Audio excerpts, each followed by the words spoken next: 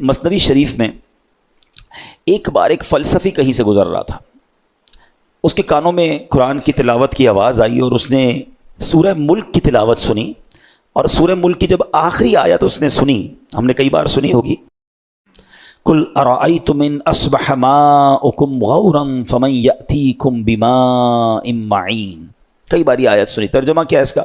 آسان ترجمہ قرآن کنز العرفان، تم فرماؤ بھلا دیکھو تو اگر صبح کو تمہارا پانی زمین میں دھس جائے تو وہ کون ہے جو تمہیں نگاہوں کے سامنے بہتا ہوا پانی لا دے۔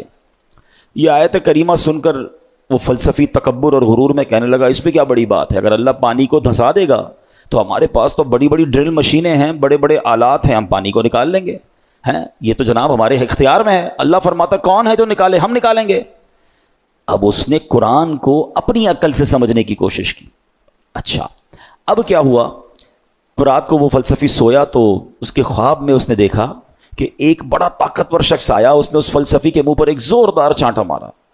جب چانٹا مارا تو اس کی دونوں آنکھیں باہر آ گئیں، اور ہماری آنکھوں میں نور کا ایک ایک قطرہ ہوتا ہے، دونوں آنکھوں میں ایک ایک قطرہ ہوتا ہے جس سے ہم دیکھتے ہیں، پانی، آنکھوں کا پانی جس کو اب کہا جاتا ہے، تو قطرے زمین پر گر کر خشک ہو گئے۔ خواب میں یہ سب کچھ ہوا ہے۔ خواب میں آنے والے شخص نے کہا کہ اے بدنصیب، اگر تو واقعی کدال اور پھاوڑے اور سائنسی آلات سے زمین میں گیا ہوا پانی نکال سکتا ہے تو اپنی ان دونوں آنکھوں سے نکلے ہوئے جو قطرے ہیں اس کو پانی کو نکال کے دکھا۔ صبح ہوئی تو اس کی آنکھیں پھوٹی ہوئی تھیں، آنکھوں میں بہت درد تھا، نظر کچھ نہیں آ رہا تھا، اور اس کا وہ جو سارا نشہ تھا، سارا غرور تھا، وہ بھی اتر چکا تھا کہ ہر چیز اپنے دماغ سے فیصلہ نہیں کی جاتی، اللہ کے احکام ہیں تو ہمارا کام اس پر عمل کرنا ہے، اس پر یقین کرنا ہے، اسے فالو کرنا ہے۔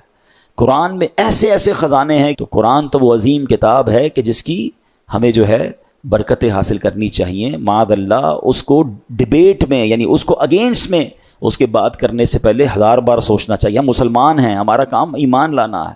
شاعر کہتے ہیں نا، کسی کو تاج وقار بخشے، کسی کو ذلت کے غار بخشے، جو سب کے ماتھے پہ مہر قدرت لگا رہا ہے وہی خدا ہے۔